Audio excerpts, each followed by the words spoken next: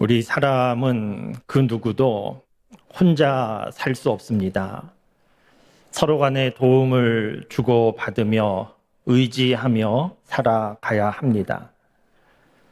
그런데 서로 의지하며 살아갈 때 의지해야 할 대상과 의지하지 말아야 하는 대상을 잘 구분해야 합니다.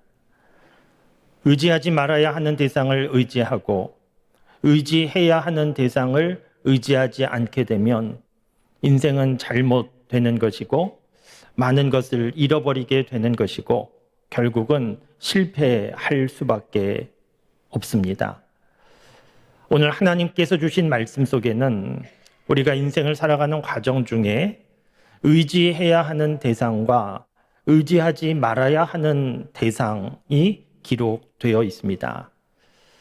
먼저 의지하지 말아야 하는 대상이 오늘 말씀 3절 말씀에 기록되어 있습니다. 3절 말씀을 보시면 귀인들을 의지하지 말며 도울 힘이 없는 인생도 의지하지 말지니 이렇게 되어 있습니다. 귀인을 의지하지 말라는 겁니다. 귀인은 힘 있는 사람, 능력 있는 사람이 귀인입니다. 보통 사람들은 힘 있고 능력 있는 사람을 가까이 하려고 합니다. 왜냐하면 어려움 당할 때 힘 있고 능력 있는 사람 알고 있으면 도움이 되기 때문이고 실제로 도움을 받는 일들이 많이 있기도 합니다. 그래서 사람들은 인맥을 중요하게 생각하고 인맥 관리에 열심인 사람도 있습니다.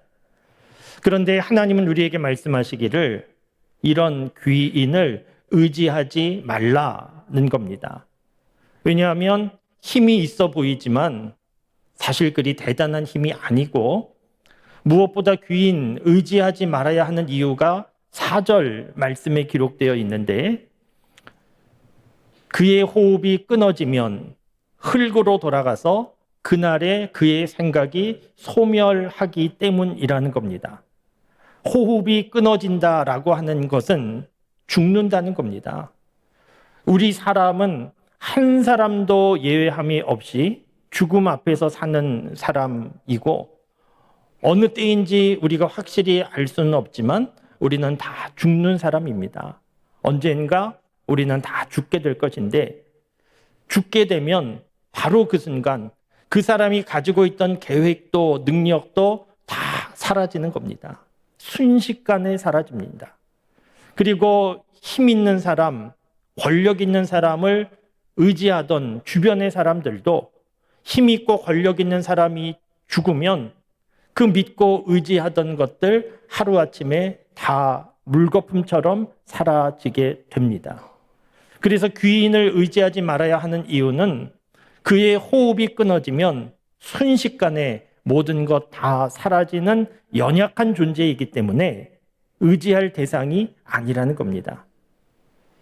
이렇게 말씀드리면 의지할 대상이 힘 있는 다른 사람이구나 이렇게만 생각하실 수 있는데 그런데 우리가 의지하지 말아야 되는 중요한 대상, 잊지 말아야 되는 중요한 대상이 있는데 바로 나 자신입니다. 나 자신도 의지하지 말아야 합니다.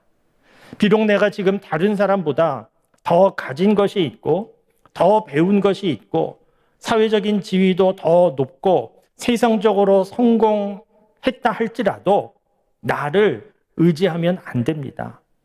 왜냐하면 귀인들만 호흡이 끊어지면 그 순간에 흙으로 돌아가는 존재가 아니고 바로 내가 그런 존재이기 때문입니다. 내가 대단한 존재가 아니라는 것을 빨리 깨닫는 것이 좋습니다. 그래서 좀 표현이 이상하지만 삶을 살아가는 동안에 다른 사람들에 대하여 그리고 자기 자신에 대하여서 많이 실망할 수 있기를 바랍니다. 표현이 이상합니다. 표현이 이상하지만 다른 사람들에 대하여서 자기 자신에 대하여서 많이 실망하시기 바랍니다.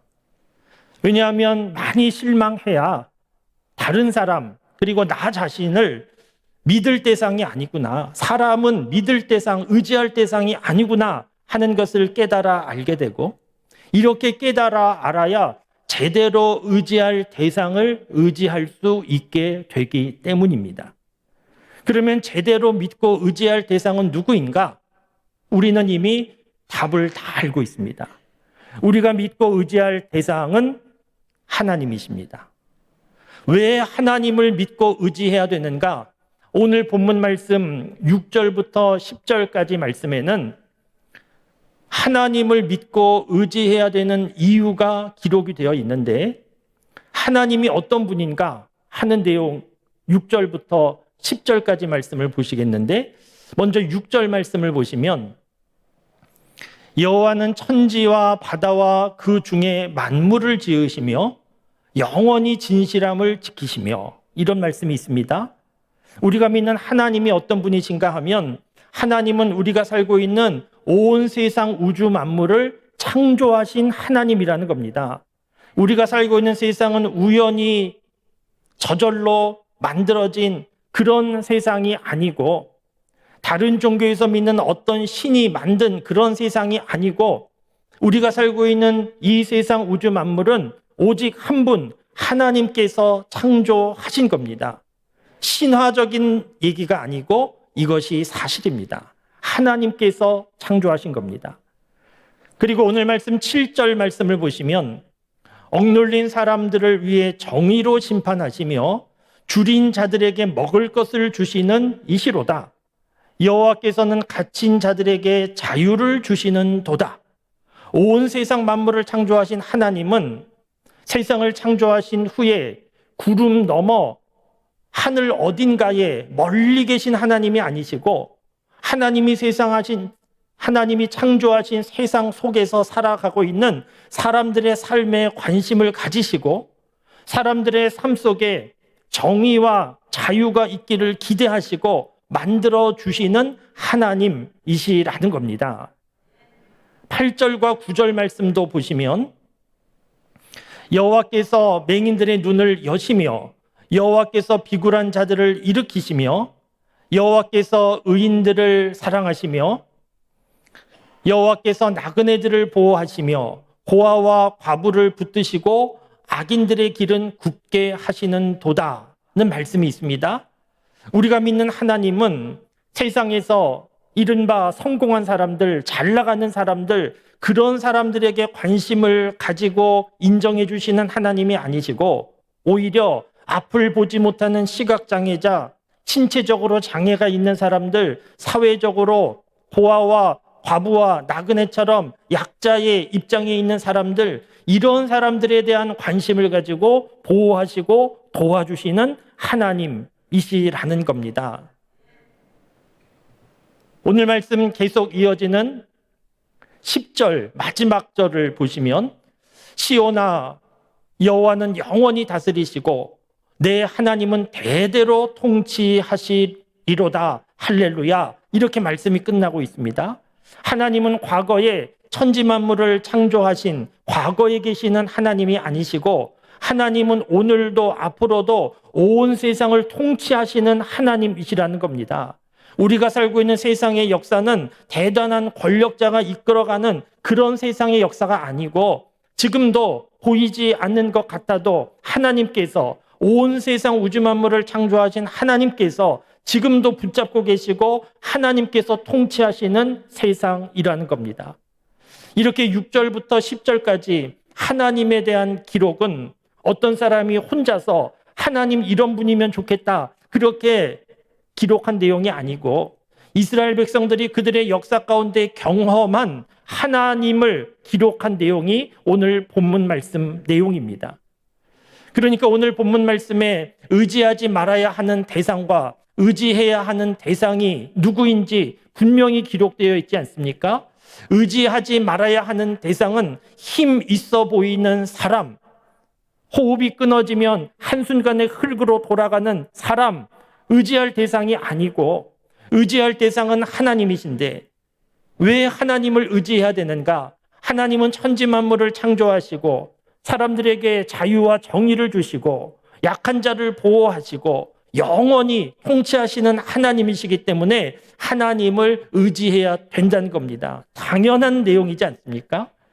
그래서 오늘 본문 말씀의 결론과 같은 내용이 5절 말씀 내용인데 5절 말씀을 보시면 야곱의 하나님을 자기의 도움으로 삼으며 여호와 자기 하나님에게 자기의 소망을 두는 자는 복이 있도다. 이런 사람이 복이 있다는 겁니다. 어떤 사람이 복이 있는가? 하나님을 믿는 사람, 하나님에게 소망을 두는 사람, 이런 사람이 복이 있다는 겁니다. 당연합니다. 하나님께 소망을 두는 사람, 하나님께 소망을 둘 수 있는 사람, 이 사람이 복 있는 사람 맞습니다. 우리나라가 전 세계 여러 나라와 비교해 볼 때 각 분야에서 잘하고 있는, 그래서 1위를 하고 있는, 1등을 하고 있는 그런 분야가 많이 있는데 안타깝게도 부끄러운 좋지 않은 기록으로 1등을 하고 있는 그런 기록도 있습니다. 우리나라가 자살자 숫자가 인구 대비로 볼 때 전 세계에서 1위입니다. 2023년 작년 한 해 동안 13,770명이 자살했습니다. 하루 평균 38명이 죽은 겁니다. 얼마나 살기 힘들었으면 그런 극단적 선택을 했을까? 안타까운 마음이 있고 아픈 마음이 있습니다. 그런데 그렇게 극단적 선택을 한 이유 여러 가지가 있겠지만 사는 것이 너무 힘들어서 그렇게만 표현할 수는 없습니다. 왜냐하면 대부분 사람들이 사는 게 힘듭니다. 어쩌면 극단적 선택한 사람들보다 더 힘든 삶을 견디면서 살고 있는 사람도 있기 때문에 그렇게 극단적 선택한 이유, 사는 것이 힘들어서 그렇게만 설명할 수는 없습니다. 핵심적인 이유는 무엇인가 하면 왜 죽는가? 살 이유가 없기 때문에 죽는 겁니다. 아무리 힘들어도 살 이유가 있는 사람은 어떻게 해서든지 견디고 사는데 별 문제가 없어도 부족함이 없어도 살 이유가 없는 사람은 죽는 일도 있게 되는, 그래서 많은 사람들이 별 문제 없어 보이는데도 극단적 선택하고 있는 이런 모습도 우리가 보고 있습니다. 살아야 하는 이유, 그것이 소망인데, 그런데 안타깝게도 시간이 지나면 지날수록 소망이 점점 늘어나는가 하면 소망은 점점 줄어들게 되어 있습니다. 노년기로 가면 갈수록 소망이 점점 많아지는 것이 아니고 노년기로 가면 소망은 점점 줄어들게 되어 있습니다. 그러다가 죽음 앞에 서게 될 때에는 더 이상 아무 소망이 없는 겁니다. 그런데 하나님께 소망을 두는 사람은 다릅니다. 찬송가 488장 가사에 보면 이 몸의 소망 무엔가 우리 주 예수뿐일세, 그런 가사가 있습니다. 저는 장례 예식을 집례할 때 특별히 마지막 화장을 앞둔 화장 전 잠깐 드리는 예식 가운데 찬송을 하게 되면 이 찬송가 488장을 부릅니다. 이미 죽었습니다. 그리고 화장하기 위하여 화구 속으로 그 몸이 들어가기 직전인데 더 이상 무슨 소망이 있겠습니까? 세상의 모든 소망이 다 끊어진 상황인데 그 순간에도 찬송할 수 있는 것은 이 몸의 소망 무언가 우리 주 예수뿐일세, 그러면서 찬송할 수 있다는 것이 얼마나 감사한 일인지 모릅니다. 하나님께 소망을 두며 살아가는 것은 정말 복 있는 삶이 되는 것 맞습니다. 사랑하는 성도 여러분, 호흡이 끊어지면 한순간에 흙으로 돌아가는 사람 의지하지 말고 온 세상 만물을 창조하시고 우리를 사랑하시고 지금도 온 세상을 주관하고 계시는 하나님께 소망을 두고 하나님을 믿으며 살기 바랍니다. 그러면 여러분, 하나님께 소망을 두며 살아가는 것은 어떻게 살아가는 것이겠습니까? 소망이라고 하는 단어는 바라고 기대하는 것인데, 하나님께 소망을 두고 산다는 것은 하나님을 바라고 기대하며 살아가는 겁니다. 더 적극적으로 하나님만 바라고 하나님만 기대하며 살아가는 것이 하나님께 소망을 두고 살아가는 삶입니다. 선교사들의 삶을 생각해 보시면 이해하시기 조금 쉽습니다. 대부분 해외에 나가서 사역하는 선교사님들은 우리나라보다 삶의 환경이 좋지 않을 뿐만 아니라 열악한 그런 환경 속에서 고생하며 사역을 하고 있습니다. 우리나라 같으면 몸이 아프면 병원 가고 무슨 문제가 있으면 도움이 될 만한 사람 찾아가겠는데, 그 열악한 선교 현장 속에서는 문제가 발생해도 몸이 아파도 갈 병원도 없고, 당황스러운 일을 만나도 찾아가서 부탁하거나 의논할 사람 없습니다. 그래서 어떻게 합니까? 그래서 선교 현장에 나간 선교사님들은 하나님만 바라며 하나님의 도움을 구하며 간절히 엎드릴 수밖에 없고, 그래서 선교 현장에는 하나님의 능력과 역사가 많이 나타나는 것을 선교사님들은 경험하며 살아가고 있습니다. 왜 그렇습니까? 하나님께 소망을 두며 살고 있기 때문입니다. 우리는 지금 선교 현장은 아닙니다. 선교사도 아닙니다. 그러나 하나님께서 선교 현장에 나가 있는 선교사만, 소수의 사람만 선교사로 부르신 것이 아니고, 하나님은 모든 예수님 믿는 사람을 선교사로 부르신 겁니다. 우리도 삶의 현장에서 선교사로 부름 받은 사람들입니다. 그러면 우리도 선교사처럼 하나님께 소망을 두는 삶을 살아야 되는데, 우리는 지금 도움 받을 곳도 많고 찾아갈 사람도 많고 그런 환경 속에 살고 있지만, 선교사들처럼 문제가 발생하면, 당황스러운 일이 생기면 무엇보다 먼저 하나님을 생각하고 하나님 도움 구하고 하나님께 엎드리고 그렇게 살아가는 삶이 하나님께 소망을 두며 살아가는 삶입니다. 물론 우리가 살고 있는 세상 현실을 무시할 수 없습니다. 우리가 살고 있는 세상의 일에도 관심을 가져야 됩니다. 그러나 이 세상 속에 현실적인 삶을 살아가고 있지만 우리는 항상 놓치지 말고 우리의 도움과 능력은 하나님이십니다 하는 것을 고백하고 인정하고 하나님 도움 구하며 살아야 되는 것이고, 이러한 삶이 하나님께 소망을 두며 살아가는 삶입니다. 여러분, 우리 나라를 생각해 보시면 걱정스러운 일이 한두 가지가 아닙니다. 최근에도 얼마나 혼란합니까? 어제도 국회에서 대통령 탄핵을 위한 투표가 진행된 것을 우리가 다 알고 있습니다. 대통령 탄핵이 진행되는 나라, 얼마나 안타깝고 부끄러운 나라입니까? 어제 투표 결과에 대하여 어떤 분들은 다행이다, 안심하는 분도 있고, 어떤 분들은 어떻게 이럴 수가 있나 분노하는 분들도 있습니다. 대통령 중요합니다. 좋은 대통령이 나라를 잘 이끌어야 됩니다. 그런데 여러분, 대통령도 믿고 의지할 대상은 아니라는 것을 알아야 합니다. 우리나라 역사를 돌아보면 탁월한 대통령과 좋은 정치 지도자들이 있어서 지금까지 우리나라가 이렇게 부흥하고 성장해온 그런 나라가 결코 아닙니다.